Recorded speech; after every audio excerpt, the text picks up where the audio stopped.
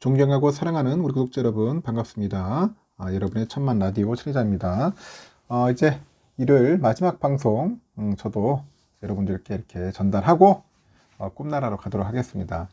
어제 오늘 이어서 너무 정신없이 싸돌아다녔더니 상당히 피곤합니다. 이게 잘 안 돌아다니다가 요즘 최근에 좀 많이 돌아다녔더니 다리도 후들거리고 요즘 머리도 띵합니다. 보니까 빈혈기가 있는 건지 하여튼 여러분들 건강관리 잘 챙기시고 잘 드세요. 저도 빨리 인전 마치고 편안하게 차 한잔 마시면서 빨리 꿈나라로 가야 할 것 같아요. 그래도 여러분 한 주 동안 수고하셨고 휴일 동안 편안하게 잘 쉬었으리라 봅니다.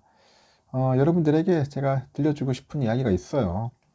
항상 그래요. 저는 항상 여러분들이 잘 되길 바라는 마음으로 간절히 제가 기도하고 있잖아. 저기 어디야 암자 같은 데 가서 해야 하는데 하여튼 그렇습니다. 여러분들 잘 되길 봐달라는 마음으로 항상 그렇게 소망을 하고 산속에 가서도 우리 삼성전자 구독자분들 뭔가 투자 잘해가지고 다들 성공했으면 하는 바람으로 항상 간절히 기도를 올립니다.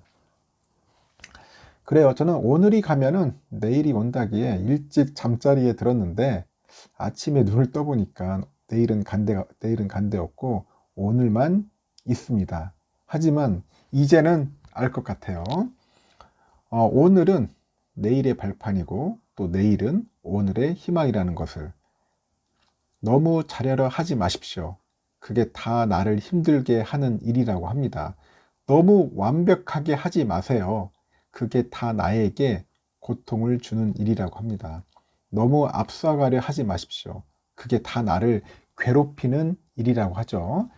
너무 아등바등, 바둥바둥 이게 살려 할 필요가 없어요. 그게 다 나에게 스트레스를 주는 거예요. 스트레스. 조금 더 가볍게 살아가도 나쁠 건 없습니다. 조금 더 여유로운 삶을 한번 살아봅시다. 여유로운 밤이 되길 바라는 마음에서 한번 시작하도록 할까요?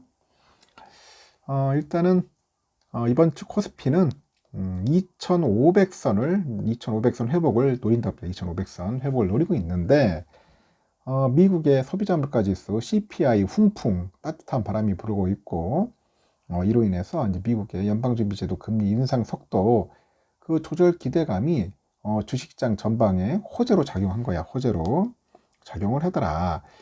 미국의 그 뉴욕 증시 역시 한 주를 기분 좋은 상승세로 마감을 했어요. 그러다 보니까 이번 주 코스피 상승에 대한 이제 기대감이 이제 커진 상황이라고 합니다. 마켓 포인트에 따르니까 지난 11일 코스피는 전 거래일 대비 3.37%네요. 3.37% 정도 상승해서 2483.16에 거래를 마쳤는데 2500선 회복을 눈앞에 둔 겁니다. 2500선. 코스피가 2500선을 회복하게 되면은 종가 기준 지난 8월 18일 이후 약 석 달 만에 처음이다. 약 석 달 만에 처음이라고 하네요. 지난주 코스피는 한 주간 5.74% 상승했어. 5.74%. 증권가는 아직 미국의 10월 CPI 서프라이즈에 대한 효과가 지속성을 갖게 될지 그 여부에 대해서 지켜봐야 한다고 보고 있어요. 하지만 이례적인 신호에 불과하더라도 그 단기적으로 봤을 때 증시에 유의미하다는 그런 해석이 이제 지배적이더라고요. 그래서 8월과 9월 CPI 상방 쇼크로 인해서 임팩트가 매우 컸죠. 10월에는 하방 서프라이즈가 갖는 반발력도 크게 나타나고 있더라고. 그래서 주식시장은 10월 한 달간 물가 정점 통과 그리고 긴축 속도 그 조절 가능성을 반영해 왔는데 그 반등 근거가 사후적으로는 명확하게 확인되면서 그런 하방 위험이 이전보다 낮아진 상태라고 설명을 합니다. 그래서 원달러 환율은 빠르게 안정세를 찾고는 있어요. 지난 11일 원달러 환율이 59.1원 급락해서 1318.4원까지 내려갔고 불과 얼마 전까지 1400원대 머물렀던 환율이 순식간에 1300원대까지 떨어지더라는 거야. 이에 따라서 외국인 애들이 수급 역시 당분간 이어지지 않겠냐 뭐 그런 의견들이 좀 많이 들리고 또 외국인들이 그 10월 이후 코스피에서 5조 2천억 정도 주식을 막 줍줍하더라고. 이렇게 외인 오빠들이 사주니까 얼마나 좋아. 주가도 오르고. 그래서 지난주부터 이제 가파르게 내리고 있는 그 환율, 이 환율은 외국인 수급이 막 이어질 일종의 원동력으로 가능할 것이다. 그러니까 원동력으로 기능할 것이다. 원동력이 될 것 같아요. 환율이 떨어지니까 이제 외국인들이 이제 슬금슬금 들어오는 거야. 최근에 또 기대감이 일고 있는 중국 방역 정책이죠. 그 완화도 국내의 우호적인 요소가 되지 않겠냐. 즉 코로나도 조금씩 해제를 할 것 같고, 최근에 보니까 이제 외국인 순매수 유입 중 하나가 거론되고 있는 게 차이나런이에요. 차이나런. 차이나런이 뭡니까 하면 차이나와 뱅크런의 합성어입니다. 일종의 차이나런. 이런 자금 유입에 대한 기대감도 여전해요. 글로벌 투자자들이 이제 신흥국 주식 내에서 중국의 주식 비중을 줄이고요. 한국의 주식 비중을 늘리는 것 아니냐. 그런 분석들이 나오고 있더라고요. 최근에 그 텍사스죠. 텍사스 교직원 퇴직연금이 신흥국의 주식 벤치마크를 변경해가지고 중국의 비중을 줄였다는 그런 소식과 그 노스캐롤라이나의 그 퇴직연금의 중국 주식 보유 금액 축소 등이 이어졌어요. 이런 의견들이 힘을 받고 있는 거야. 이제 중국 주식 안 할 거야. 뭐 그런 것 같습니다. 하지만 아직까지는 이 자금 유입을 이제 본격적으로 이제 기대하기는 이르다는 그런 지적도 있고, 미국의 주정부들이 운영하는 연기금들이 전반적으로 벤치마크 변경을 단행하냐면은 한국 주식장으로 유입될 수 있는 그 자금 규모는 한 15조에서 한 20조 원 정도 되는 것 같아요.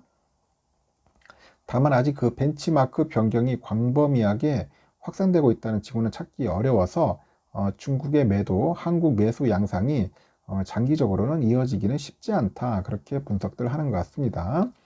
여기에 코스피가 단기간에 이제 상승을 하다 보니까 이제 밸류에이션이 높아진 점도 부담 요인이고, 코스피 12개월 선행 주가 수익률이죠. PR, 퍼가 이제 한 10.9배로 지난 2005년 이후로 이제 PER 분포 상위 22% 수준입니다. 그래서 경기 침체가 본격화되지 않은 상황에서 주가가 반등을 했어요. 이로 인해서 코스피 밸류에이션이 상당히 높아졌다. 그렇게 지적들을 하고 있고요. 그리고 물가지표 호조로 인해서 연준의 그 피봇 기대 연장으로 인해 가지고 주식시장 반등이 이제 8월 고점에 약간 근접하는 그런 수준을 타진할 가능성이 있다. 그렇게 하고 있어요.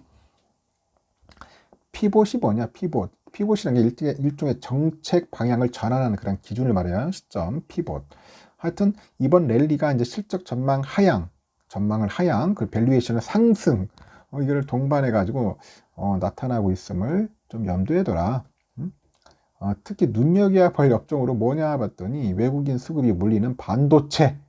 이 반도체를 비롯해서 미국의 중간선거 수혜주로 꼽히는 그 인플레이션 감축법이죠. IRA 관련주인 신재생 에너지, 뭐 원전, 뭐 이런 쪽을 뭐 꼽더라는 거죠. 그래서 그렇다고 해서 뭐 여러분들은 뭐 무턱대고 투자할 필요는 없습니다. 이렇다는 겁니다. 참고하시면 될 것 같고요. 그리고 저도 뭐 일단 금요일 날은 상당히 좋았어요. 불기둥으로 코스피, 뭐 코스닥, 그리고 코스피 200 다 올랐어요. 3%씩. 이 3%씩 오르는 게 쉬운 게 아닌데 하여튼 3%씩 시원하게 올라졌다. 그리고 미국장도 좋았어. 토요일 날. 다우는 쭉 빠질 듯 하더니 다시 또 반등을 해가지고 그래도 0.1% 올랐고, 나스닥이 아주 좋았어요. 좋아가지고 1.88% 정도 상승을 했습니다.